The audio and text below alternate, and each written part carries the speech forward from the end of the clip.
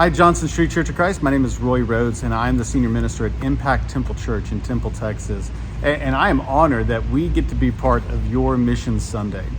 Our mission at Impact is to serve God's kingdom among the most marginalized in our community. And so that means ministering to folks who live in extreme poverty and those of our friends who are experiencing homelessness. And in fact, we're very embedded in our homeless community, with about a third of our congregation currently living on the streets. Now, there's a phrase I like to use that speaks to the heart of who we are and what we are trying to do together at Impact. I like to tell people that Impact is not a church that serves the homeless. Now, I know that raises some eyebrows, but here's what I mean by that. If we say that we're a church that serves the homeless, then we say that there's a community of people here who are unhoused, and then we're a church that tries to come alongside them and serve them. And that's good, but that's not who we are. We are a community together. Some of us live in secure housing and have plenty of finances, and then some of us don't. But we work together as the body of Christ to love each other and to serve each other, and also to serve some of the acute and chronic needs around us. And so we have a number of programs and projects that focus on community building with our unhoused neighbors. And we're also a church congregation located in a particular neighborhood. So we have a children's ministry, we have a growing youth ministry. We're investing in the discipleship and in spiritual growth of our families in our neighborhood. And lately, Impact's been asked to partner with some other organizations and with the city of Temple to help develop systems that equip people with supportive pathways out of homelessness. So while we're focused on connecting people to the body of Christ, we are also working to help change the systems that have allowed people to fall through the cracks in our community. Now, my wife Tiffany and our kids Micah and Miriam and Nathaniel, we could not serve our community in this way without partners like Johnson Street. And on a personal note, I am particularly grateful for this community. When I was in graduate school at ACU between 2013 and 2015, I had the opportunity to serve at Johnson Street as a ministry intern. And so your church poured your love and your mentorship into us, and we are always going to treasure the time that we spent with you. And so may the Lord bless you as you continue to participate in God's mission of restoring lives. And this Mission Sunday, may God be glorified in everything you do. As Jesus told his disciples, the harvest is plentiful and the workers are few. And so thank you for being workers in his kingdom in San Angelo and for supporting us as we do the same in Temple. God bless you. Hi, my name is Roberto Alvarez. I'm the director of Vica Guatemala, which is a school of evangelism. To this video, I want to express our most deep gratitude to you, brothers and sisters from Johnson Street Church of Christ, for your wonderful spiritual and financial support on all these years. Let me tell you that your efforts are not in vain. The school is giving fruits for the Lord. For example, all our graduates are self-sustained evangelists of the church. And the churches where they are going to preach Jesus are growing and are having a great development. Also, let me tell you that only the body of students is baptizing more than 1,000 souls every year through their work on weekends, helping small churches around our country. And also in evangelistic campaigns that we are development in all Central America. We have graduates from many countries, for example, from Mexico, from Costa Rica, from Panama, from El Salvador, Honduras, from Nicaragua, and Guatemala. Again, thank you very much for all your efforts. Thank you very much for your generosity. And let me tell you, in heaven, you will know thousands of people saved only because you was helping our school. Thank you again, and God bless you. For those of you who don't know us, my name is Antenor Gonçalves. And I'm Phyllis Gonçalves. We've been in partnership with the church at Johnson Street now for almost 25 years. And beyond that, my family has been members of Johnson Street since the late 1960s. And you all have greatly blessed us in our partnership because through your support, your prayers, and your presence here with us, we've been able to grow, we've been able to exercise our gifts, and we've been able to bless the church here in Itu now for almost 27 years. And churches literally all over Brazil, Portugal, Mozambique, and to the different parts where people speak Portuguese in this world. In the time that you've been partners with us, we've also partnered together to start the Cura Medical Campaign. Cura stands for Care, Respect, and Love. And Greg Dunham came down with a group of people in 2007, and we had the idea of starting a medical campaign, which has been going on now for 14 years, since 2009. And we've been very blessed to have partnership with the Itu City Hall, with the health and education departments, and we have blessed people. One of our leading ministries here in Itu has been Crescimento Limpo, which is known in the States as Changing Lives. And in the last 12 years, with the leadership of Mark and Ali Kaiser, we've helped over 300 people come off the streets. Some of those people were drug addicts or alcoholics, and through the program, they have really changed their lives. And now when you go to our restaurant, which is called Capella, you get great food that's made by those graduates of the program, and you great conversation also. Now, Camp Roots, another very important part of our lives here in Itu.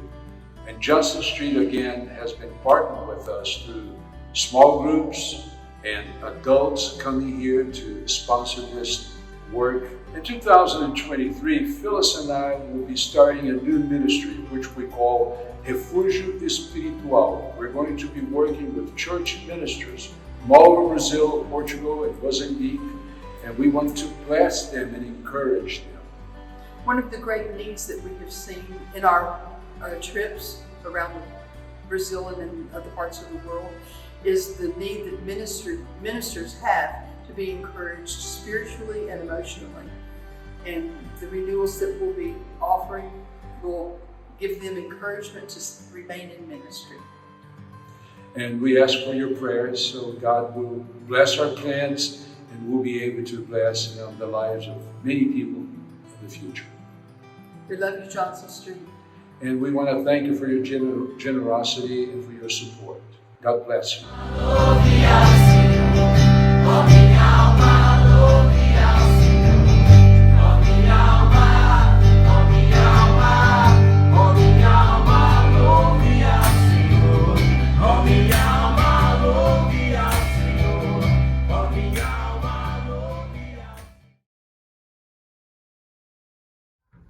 Greetings, church family, from Kasimpa, Zambia.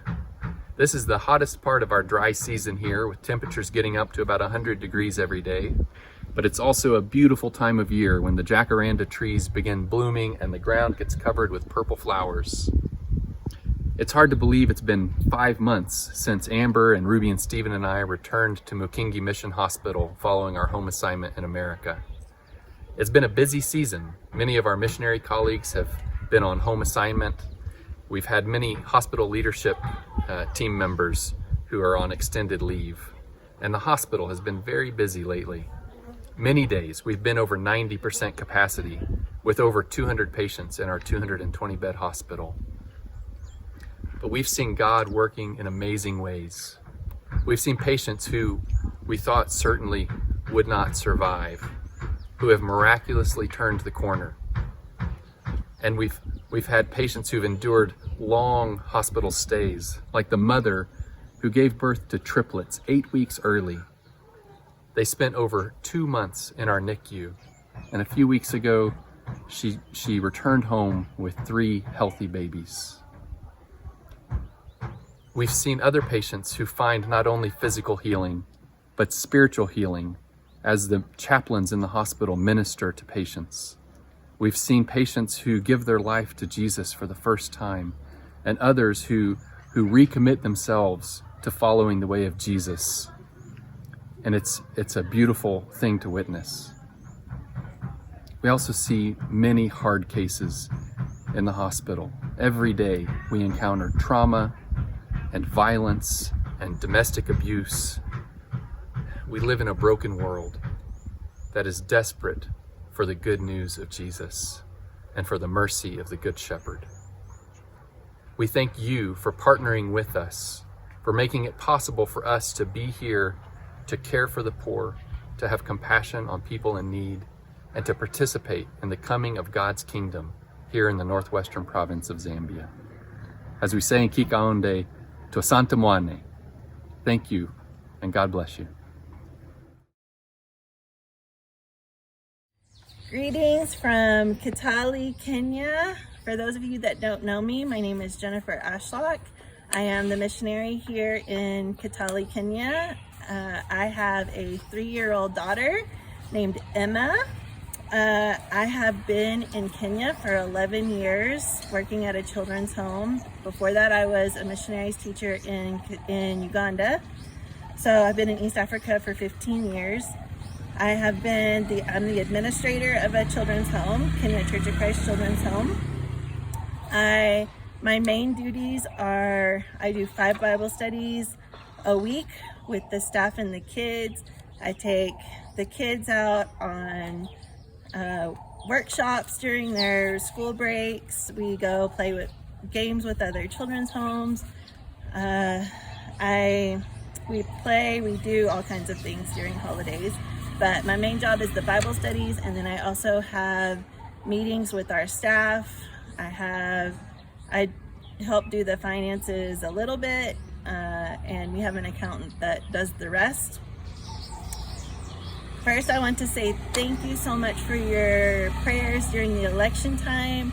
Everything was peaceful. They had to have a recount, but even after that, things were peaceful all over Kenya, and it's because of your prayers. And we're thankful to have a new president, and we're excited to see what he can do for Kenya. This year, we have rescued 12 kids. They all come from different backgrounds, and a lot of you have taken them on as sponsors. And I just want to thank you so much for that, for supporting them, for helping us to be able to take care of them, to send them to school, to feed them, to love on them. That's our main goal, is just to love on our kids. And it's because of your support that we're able to do that. We have had 2 groups transition out of the home. Each group had 8 kids. So we have 8 new alumni that have joined, that are out in the world trying to figure it out, and we're always here for them, but now they've transitioned out of the home. 2 of those have started university, so they're both girls, which we're excited about. One of them is doing catering, and the other one is doing special education, and we're very proud of them for the hard work that they've put into their school and the good behavior that they've had to be able to join university. And some of you have helped to support them, and so just thank you so much for your support for them.